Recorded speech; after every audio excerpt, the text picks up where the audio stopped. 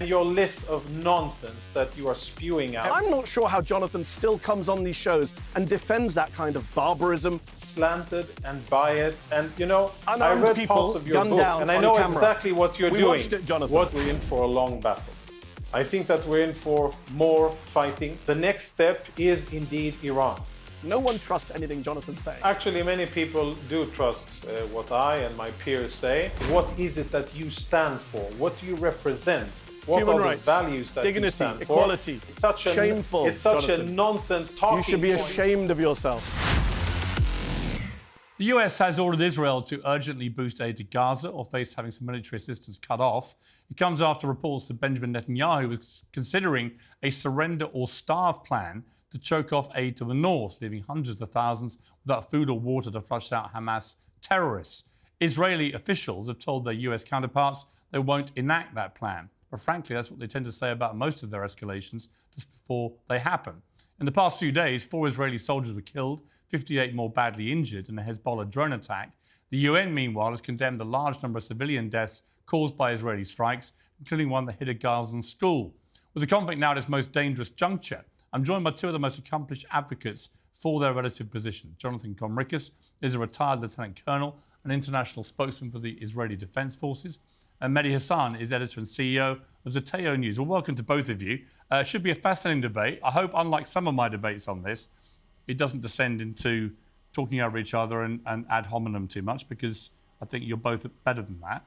And I say that as a compliment, having interviewed you both multiple times. But Mehdi, let me start with you about where you feel we are now. It seems to me that where we are is that Benjamin Netanyahu, having been very unpopular with Israeli people, following the attacks on Hezbollah, the pager attacks, and then following up with the strikes on the Hezbollah leadership and so on, he's suddenly seen a massive spurt in his popularity, and that seems to have emboldened him now to potentially go for broke with Hamas, with Hezbollah, with the Houthis, and ultimately potentially with Iran directly. Is that your reading of this, and how dangerous is that as a moment for the world? Thanks, Piers. We're in a very dangerous moment for the world. Anyone who thinks otherwise is crazy. I've spoken to Middle East experts who say they've covered the region for decades and they've never seen it boiling like it is now. We could be on the verge of a much wider regional war than Israel has already created. And yes, Benjamin Netanyahu, anyone who follows Netanyahu's career, I think is well aware of the fact that he is a self-serving cynic. He, like Donald Trump, cares about himself more than he cares about his party or his people or his country. And we all know that he's carried on this war, partly, not only, but partly, because he wants to stay out of prison himself. He wants to keep his far-right fascistic coalition together. And of course, escalating and escalating as we get closer to an American election helps him, because as even Joe Biden apparently has acknowledged in private, he's trying to get Donald Trump elected. So for Netanyahu, there's a wide variety of domestic political reasons that help him extend the war. As you say, people tend to rally around in times of war. When Iranian rockets or Hezbollah rockets are dropping on Israelis, of course, are going to rally around their government. That's only natural. That happens in every country in the world. So, of course, it helps Netanyahu. He's the ultimate cynic. Jonathan Conricus, I mean, a lot of people think that. And it's hard not to deduce that that is what's driving him, not least because at the end of all this, Benjamin Netanyahu will face a moment of reckoning with the Israeli people for what happened on October the 7th, which many still blame him for in terms of a massive security failure on his watch. But also he's facing corruption charges, which have all been delayed pending resolution of the military conflicts. There's not really much incentive for him to bring any of this to an end, is there? Yeah, you know, never was a spokesperson for Netanyahu, and I certainly don't intend to be. And I think it's a bit flat to analyze everything happening in the Middle East only from Netanyahu's perspective and then dress everything up as if it is all related in some, you know, mystical way, like the Elders of Zion type of thinking. I would offer, you know, a different military way of looking at it. And when I see what Israel is doing, there's a lot of sense. For the first time in 11 months, or in a year after 11 months, Israel actually started gaining success against Hezbollah, and success leads to success. And when you succeed on the battlefield, you want to make sure that you exploit your enemy's weakness.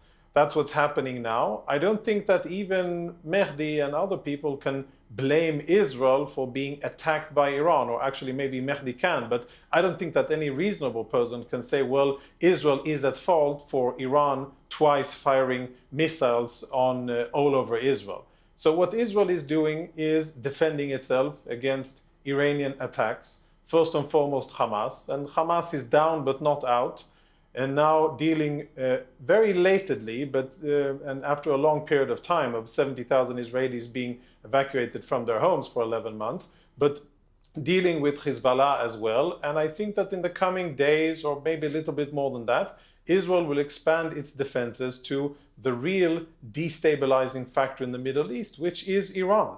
And to put everything within the Netanyahu context, I think it's a bit, intellectually lazy and flat.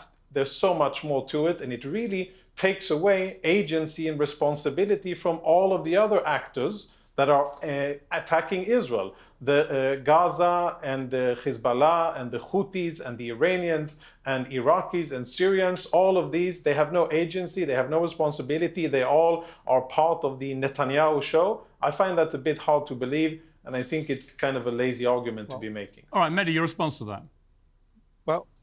Well, let's just deal with the agency issue first. A few things. One is, a lot of those groups you mentioned have all said that their fighting with Israel is tied to what's happening in Gaza. Many of them have offered the Houthis, Iran, and I said this to you, Piers, last time I came on the show, and you said, how can we trust them? I said, don't trust them, but call their bluff. They've all said, you end the genocide in Gaza, you end the violence in Gaza, you get a ceasefire, and we will stop fighting with Israel. Which genocide? The one that Hamas started on the 7th? The genocide that Hamas started on the 7th? The genocide that your country is being investigated. Can I finish a sentence? The genocide that your country is being investigated for the International Court of Justice right now. Jonathan, let Mehdi finish his point. Jonathan, I'll let you respond after Mehdi finishes his point. Yeah. Mehdi. I barely started, but he doesn't want people to hear what's going on. All of those groups have said they'll stop if Israel stops its genocide in Gaza. NBC News reported that Israel killed Nasrallah because he said, I'm only going to do a deal with you if you do a ceasefire in Gaza. I want to link a ceasefire in Lebanon with a ceasefire in Gaza. And the Israelis told NBC News that's why we killed him. So we know that these groups have agency. Israel has agency. Jonathan Conricus wants your viewers to believe that Israel just blindly, Israel was just minding its own business and Iran attacked it. Israel attacked Iran first. In Syria, they bombed an Iranian consulate in violation of the laws of international law and international diplomatic law. Yeah, they killed Iranians in Iran. They then bombed Ismail Haniyeh in Tehran. They bombed the Iranian capital. And then they bombed Beirut and killed a senior Iranian general. So actually, it was Israel that's been provoking. And when he talks about source of destabilization in the region, everyone in the region knows it's Israel that's destabilizing the region. It's Israel right now that's escalating wars in multiple countries. Everyone around the world knows it's Israel that's the country that is causing the issues. 40 countries, Piers, 40 countries have just put out a statement on Saturday saying, can Israel please stop attacking UN peacekeepers, blue helmets? So please don't give us lectures on who is stabilizing, destabilizing the region. And final point, as for winning, the Israeli general who ran the Gaza division, Gadi Shamni, says Hamas is winning, Israel is losing in a big way. Those are his words, not my words. Jonathan, your response? Yeah, I just out of respect for you, Piers, I didn't interrupt the second time, even though Mehdi's statement was littered with so many lies that are in fact quite ridiculous. As were yours. Israel was indeed minding its own business. Israel was indeed minding its own business on the 6th of October when Hamas, with a genocidal intent, invaded into Israel and butchered Israeli civilians. Israel was also minding its own business along the Lebanese border when on the 8th of October, Hezbollah started firing at Israeli civilians and military and eventually forced about 70,000 Israelis to flee their homes after many of them were killed. Israel was also minding its own business for many years. You've displaced and has, a million well Lebanese aware, people. No, Mehdi. No, Mehdi. Let's agree not to interrupt. I refrained from interrupting you. I refrained from interrupting you, even though you said so many horrible and very flat lies, and I'll continue not interrupting you if you do the same. Right.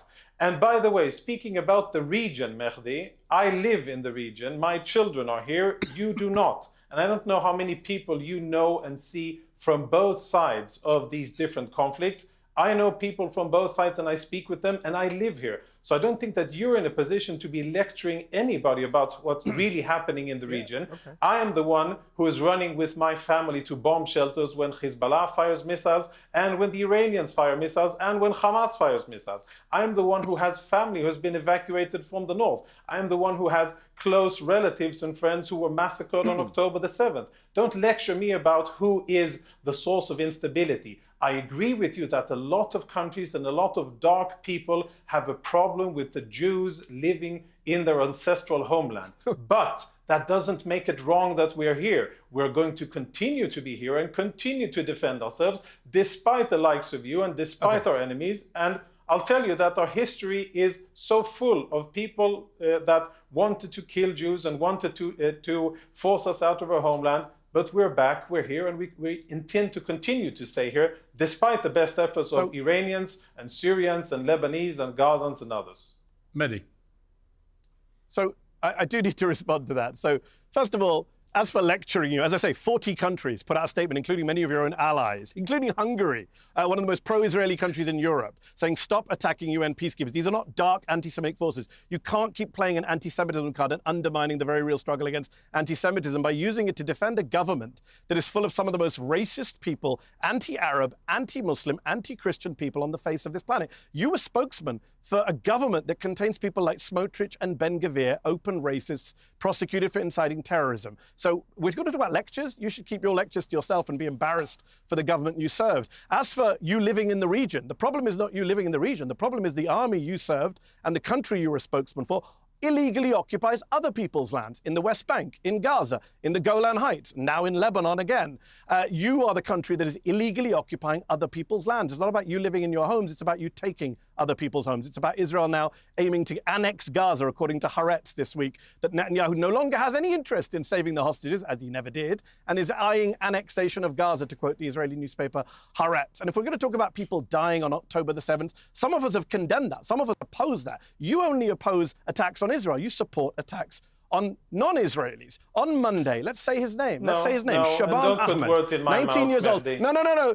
You don't get to interrupt me. Sorry, you do not get to interrupt me. You have to get taking the high ground on interruptions.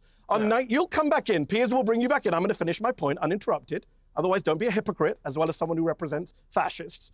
A 19-year-old young man, Shaban Ahmed, was a software engineering student. You're the one who is paid by Can I finish my sentence, Piers, or is it going to be one way? Jonathan, just wait, Jonathan. Piers, I will bring you. Piers, you can't tell me not to interrupt. Otherwise, this conversation will. No, Mehdi, finish your point, and I'll bring Jonathan in. Oh, please don't threaten us, Mehdi. Don't worry, Piers. I will. Here so desperately. Okay, Mehdi, finish your point. A 19-year-old. You keep interrupting, Jonathan. People can see what a hypocrite you are. 19-year-old student, Shaban Ahmed, software engineering student at Al-Azhar University.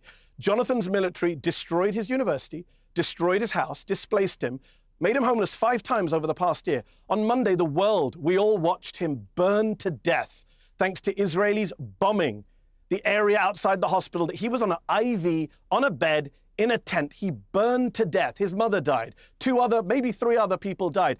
I'm not sure how Jonathan still comes on these shows and defends that kind of barbarism and open war crimes. I'm not sure how Jonathan sleeps at night watching people burn to death thanks to the military that he served and is now being investigated both at the International Court of Justice and the International Criminal Court. Jonathan? Yeah, speaking about serving, and then I'll address the points that you've mentioned. Speaking about serving and standing up for something, I indeed served for 24 years in the IDF, and I'm a proud Israeli Zionist, and I'm a proud Israeli patriot.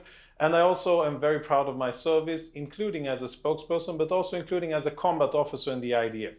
I know what I stand for. I'm asking, what do you stand for? What kind of values do you stand for? I don't stand for killing civilians like your military. I don't support raping detainees like your military did. You'll get to answer. Well, Jonathan, did you witness rape? You were a combatant officer. Mehdi, did you witness the rape of detainees? Mehdi, you will get to answer. You asked me a question. Mehdi, I'm not done. I'm not done. Don't ask me questions if you don't want answers. I stand for a country that is, Mehdi, you spoke, now I speak. I ask, and I will ultimately would like to hear your answer to it, what values you represent? What civilization do you represent? Which country do you represent? Which religion do you represent? And what do you stand for? What do you defend? I know what I do. I'm part of a democracy in the Middle East, and I stand for a military that defends its population against some of the most vile terrorists in the world, including Hamas, Hezbollah, and Iranian propped-up terrorists. And I am happy and proud to be part of that organization, as I've been over many years. And if you and I were race car drivers, Mehdi, and each of us had a patch sewn onto our little uniforms that indicated who gives us money and who sponsors us, I would have one patch of my country and I would have one patch of my employer. That would be it. How many patches would you have? How big would the Qatari patch be on your clothes? And how big would foreign investment in whatever it is that you're doing and whatever it is that you're representing, how much would that be of what you do? Because you place yourself as if you are above and as if you are entitled to criticize everything that Israel does. And I ask, what are your motives and who pays for what you do?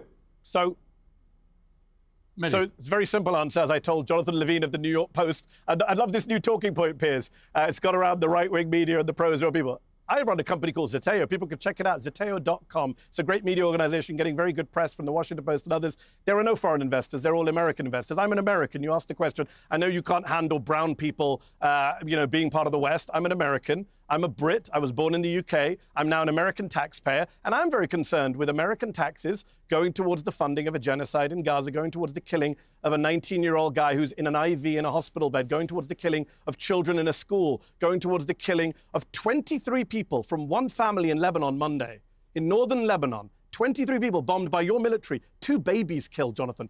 That is what you stand for. You serve the IDF, the Israeli military, which, as I say, is being investigated, the ICJ and the ICC. You serve a military that has been credibly accused by the United Nations just last week, by Israeli media, which showed videos of mass rape of Palestinian detainees. The New York Times this week reported that your military sent children, Palestinian children, as human shields into booby-trapped tunnels and buildings.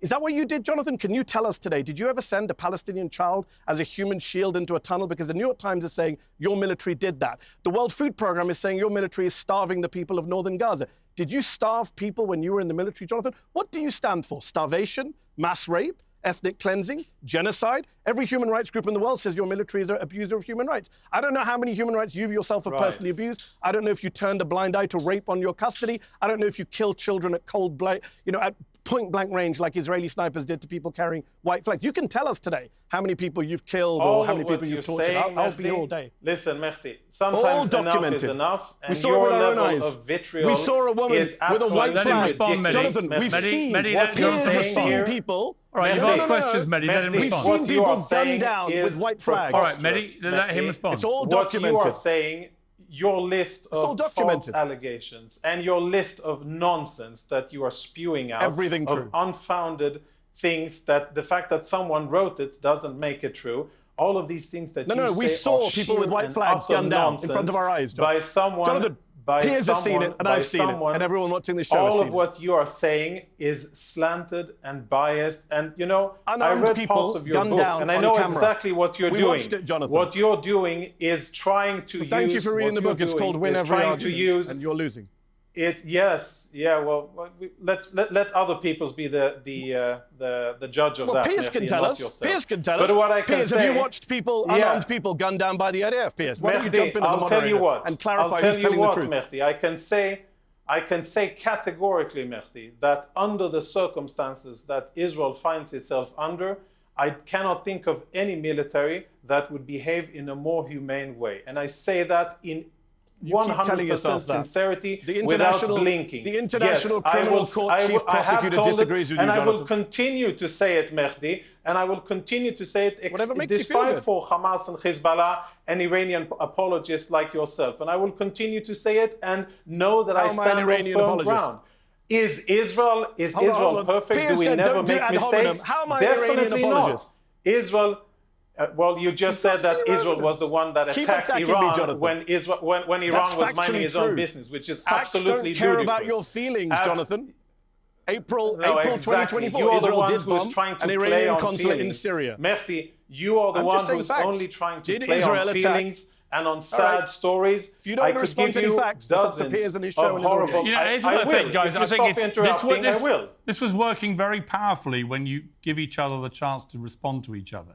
Okay, you both feel very strongly Okay, so about it. let's do that from now. You both have passionate views. let's I do that understand from that. now. You disagree with each other. I think for the audience at home watching, if you talk over each other, we lose it. Well, Jonathan can't stop being racist. Well, you said Jonathan, don't be you- ad hominem. Jonathan So, can't stop being Mehdi, hang racist. on, Mehdi. Can't stop being racist. Let Jonathan Yeah. finish his... Let Jonathan me finish, talk then. and then Mehdi Okay. respond. Well, Jonathan, let's- finish your yeah. point. But I've acknowledged the So racism. I think that what you've said is a laundry list of some of the low-hanging fruit and the concoctions that have been made up against Israel. Some of it may have a kernel of truth, and there may have been 10 soldiers who did something, and there may have been other soldiers who did something else that was wrong and that they shouldn't do. Is it common practice? No. Is it something that is sanctioned by the IDF? No. You tell us the sad story of the Palestinian who was unfortunately killed in the Israeli strike, or as a by-result of an Israeli strike in Deir el-Balach yesterday. He was killed not because he was a target. He was killed because Hamas ammunitions that were stored by Hamas in close proximity to that location exploded.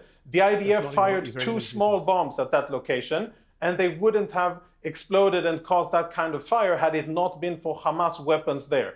If you care about Palestinian civilians, and as a human being, I was sad to see. I saw his video before. He looked like a very nice and decent human being, and it's sad that he and his family were killed. I saw the movie of burning people. It hurt me as a human being as well, and I wouldn't want to see it again, and I wouldn't want that to be reality in Gaza. But the reason that happened isn't because the IDF is fighting there. It's because Hamas is storing weapons there, and they're abusing humanitarian facilities, and they're using schools and mosques and whatever is left of hospitals in order to fight from. And then the IDF targets where the Hamas is fighting from. And unfortunately, people have gotten wounded. I regret that. I know for certain that that wasn't the intention of the IDF. It's a very sad and regrettable side effect of that happened. And I'm sure that the IDF will be extra careful in the next time that they attack. But it doesn't make it deliberate. But I think it's hypocritical of you, and I will finish. I think it's hypocritical of you, Mehdi, that you don't speak about the fact that why are they there in the beginning? Why are there ammunition stored in a hospital? Why is Hamas using hospitals to fight? Isn't that something that should be criticized even by a highfalutin person like you? Okay, Mehdi, your response.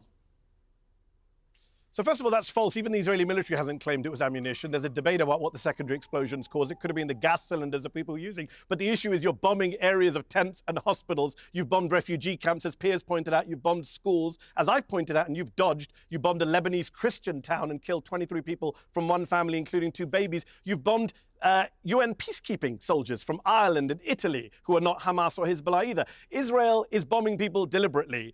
We don't need your word for that. We've seen hundreds of TikToks, including my company, Zateo, that you happily mentioned earlier, put out an entire documentary interviewing Israeli soldiers and showing the TikToks of them bragging about their violence inside of Gaza and now Lebanon. You talk about low-hanging fruit. Let's just be clear here on the facts, since people are not going to get the facts because as you've read my book, you know there's a tactic called gish galloping, which is what you just did, which is to talk over all the facts without engaging with them. Here are the facts that people can go look up for themselves. Human Rights Watch, Amnesty International, the UN Human Rights Office, UNICEF, UNHCR, Save the Children, World Food Programme, WHO, Doctors Without Borders.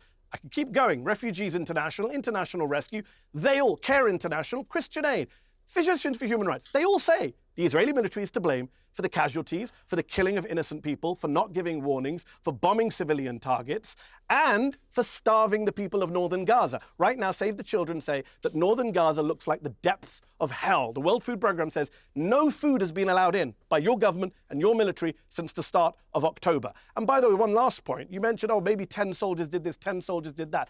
Actually, according to the UN, this stuff is systematic. And I would ask you asked me who my investors are. I'll ask you. You were in the Israeli military. You proudly said you were combatant. Someone asked you, were you involved in the things the Israeli military is being accused of by the International Criminal Court Chief Prosecutor, by human rights groups, intentional killing of civilians, starving of civilians, the use of rape and sexual violence against detainees, using Palestinian children as human shields, as the New York Times reported this week? Did you do any of that when you were in your service, Jonathan Conricus?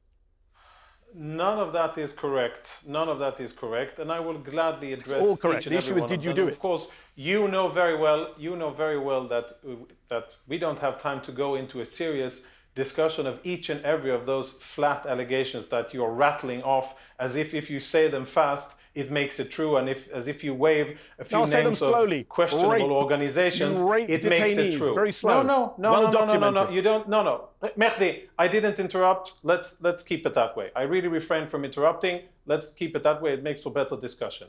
Even though I think you've said many things that are horrible, and you rattled off lots of names of organizations that, frankly, most people around the world, many people around the world, have lost their faith in, think are uncredible. You mentioned organizations that have been shown that they are full of BDS supporters and Israel haters that have two jobs in BDS organizations and in these so-called humanitarian organizations. But you know what? Let's not go the easy way. Let's say I take you up on each and every one of those points, and I will say very clearly, whenever the IDF finds out wrongdoing, it takes measures against the people who have done wrong. And it's a very challenging thing to do when a country is fighting for its very existence on at least 7 fronts, when its soldiers are being forced to fight for more than a year in order to defend their homes and their families, and then to simultaneously have these soldiers called in for disciplinary procedures and to be investigated while we are fighting. That isn't an easy thing to do, but yet the IDF does it. Not because the likes of you or others matter, but because this is who we are as a people who want to be able to look ourselves in the mirror and continue fighting the day after this end. And right, we Jonathan, will end Jonathan, this war. This war will eventually end. Jonathan, let me ask you a question. Yeah, yes, I want to try and please. just move to a different sort of theme with this. How does all this end? I mean, what is Israel's plan for the end game here? Because to many people, it looks like you're just going to war with everyone now in the region. It could escalate massively. And if you replicate what you've done in Gaza with what you now do in, say, the Lebanon, where does that leave everybody? I mean, most of Gaza has been leveled. Tens of thousands of innocent people killed in the process of going after Hamas. If this is replicated in anything like this scale in the Lebanon, you've got vast areas just destroyed. What happens afterwards? And why would you assume that this tactic of going so aggressively after Hamas and Hezbollah in civilian areas is not just going to fuel the ideology that led to them rising up in the way that they did in the first place? Yeah. Well, going after an enemy aggressively, that's what war is. When you're attacked in your home, when your women are slaughtered, when babies are killed, when women are raped, and when your civilians are burnt alive and people are taken hostage, that's called a declaration of war. And you fight that. You don't fight it by being nice, and you don't fight it by being gentle. You do fight it according to the laws of armed conflict, and you try to adhere to those criteria. By and large, I think that Israel is succeeding. Sure, there have been mistakes, and sure, there are things that weren't 100% right, but I think that by and large, and that's, by the way, many British and American officers have attested to that as well. Those have been able to see the battlefield. But where does this go from here? Sadly, and I live here, and my kids will serve in the military, and I will probably do more reserves, I think that we're in for a long battle. I think that we're in for more fighting. So I look around and I listen. I try to listen, and I speak Arabic, and I try to listen to the sounds and people that are willing to say and acknowledge that the Jews have a right to live and exist here. I try to hear those voices amongst Palestinians, Arabs, Syrians, Lebanese, and others in the region.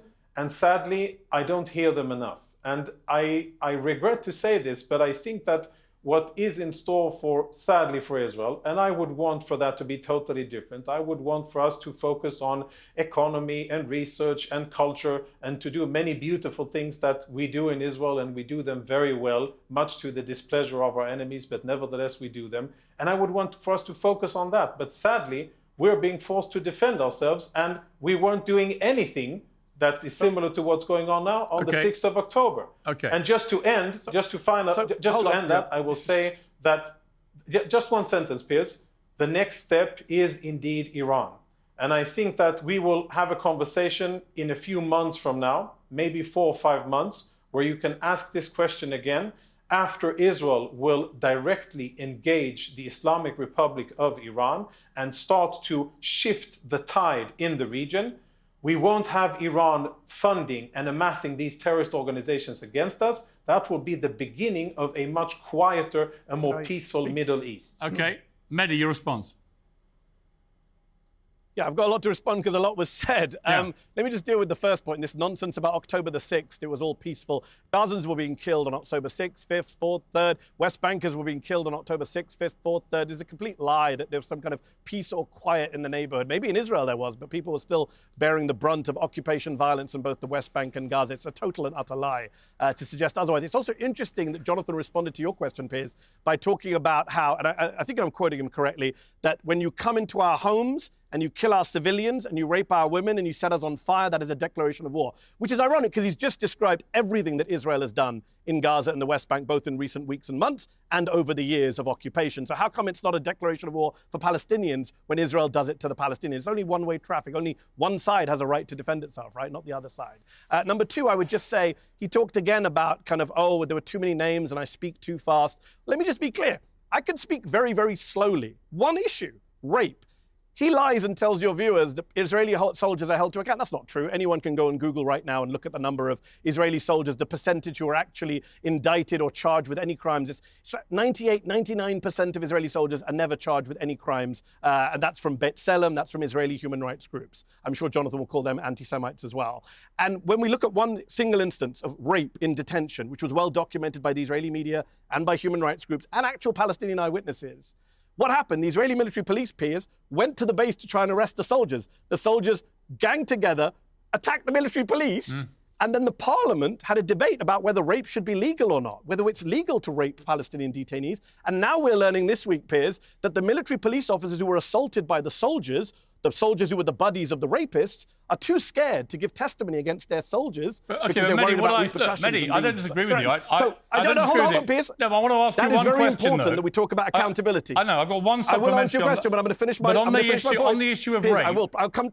Okay, on that one issue of rape, though, what I haven't heard you mention at all is the hideous sexual abuse, including rape, of so many innocent women. Because we all condemn that. On October the 7th. Well, no, but I'm asking you now, you haven't mentioned it, and Jonathan's raised that several times. You only seem fixated. Why would I? Because you're fixated with Israeli soldiers who may have committed rape. What about the rape against Israelis? Piers, if you want to do a debate like that, invite Jonathan Conricus and invite a Hamas spokesperson. I'm sorry, I'm not a spokesman for Hamas. I've condemned Hamas. Unlike Jonathan, I condemn people who engage in human rights abuses. I did it hold on.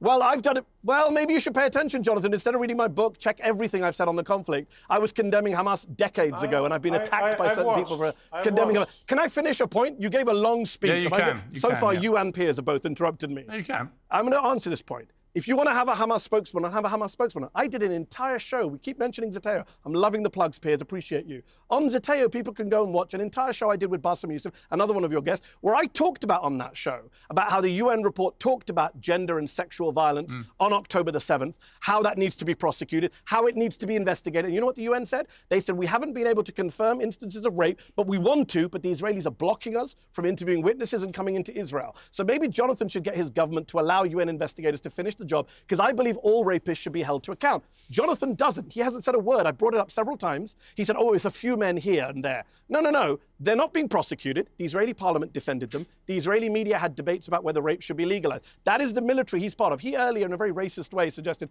I have no civilization, no country, no loyalty except to Qatar and Iran. I'm a British American of Indian descent. I have nothing to do with Iran or Qatar.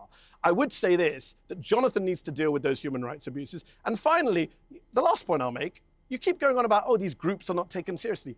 Jonathan Conricus, Piers, wants you and your viewers to disbelieve Amnesty, Human Rights Watch, UNICEF, UNHCR, Refugees International, International Rescue, Christian Aid. Disbelieve all those groups. Disbelieve the World Food Programme run by Cindy McCain, the late widow of John McCain. Disbelieve all of them and believe the Israeli military, which he was a spokesman for, which was caught lying about beheaded babies, about calendars in the bottom of hospitals, about Lebanese documentaries, the number of the Israeli military lies that they've had to own up to. It's a joke. No one trusts anything Jonathan's saying. All right, Jonathan, final word to you. Yeah, actually, many people do trust what I and my peers say. And many people, I think, listen to the kind of thing, the kind of goods that you peddle. Mehdi. And the goods that you peddle are Israel hatred. Sometimes it's more sophisticated and more well-founded. Sometimes it's very easy to dismantle.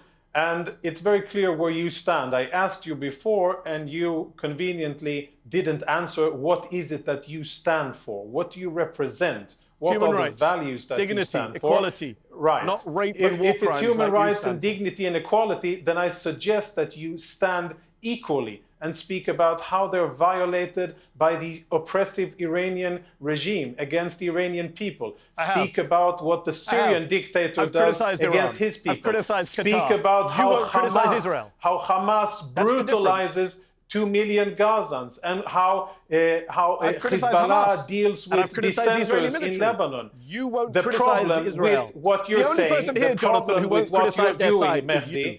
The problem with what you're doing, Mehdi, is that it's very easy to listen to you less. Even though you speak eloquently and you have good sources, it's easy to listen to you less and believe to you less because it's very clear what you're motivated by.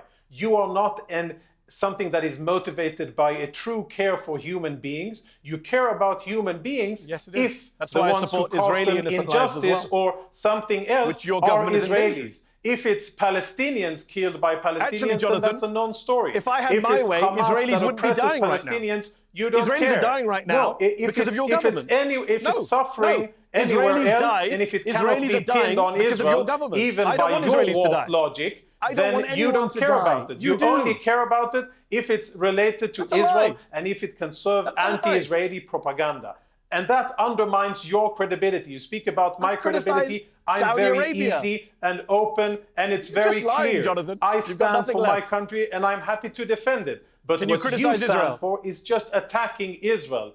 Of course I can criticize, and I even do it on my Twitter. I've said things about my prime minister, and I've said things about my military. Of course I have. You couldn't even criticize mass rape by your fellow soldiers. Listen, there hasn't been mass rape. It's such a shameful. It's such a nonsense talking point. You should be ashamed of yourself. It's such a nonsense talking point, so I won't even. So the UN's lying, the New York Times is lying, it is CNN is lying. The UN isn't saying it. Everyone's lying. The UN isn't saying it. The fact that you mentioned an organization name. The UN Commission of Inquiry last week. Chaps, I'm going to call a timeout. Everyone can Google it, Jonathan, and see how much you We've descended into talking over each other. Look, it's been, broadly speaking, it's been a very good debate between two people who care very passionately and have obviously very different views about this. I learned a lot listening to both of you. I'm glad you came together to debate it. I know you haven't done that before. I appreciate your time. Thank you very much.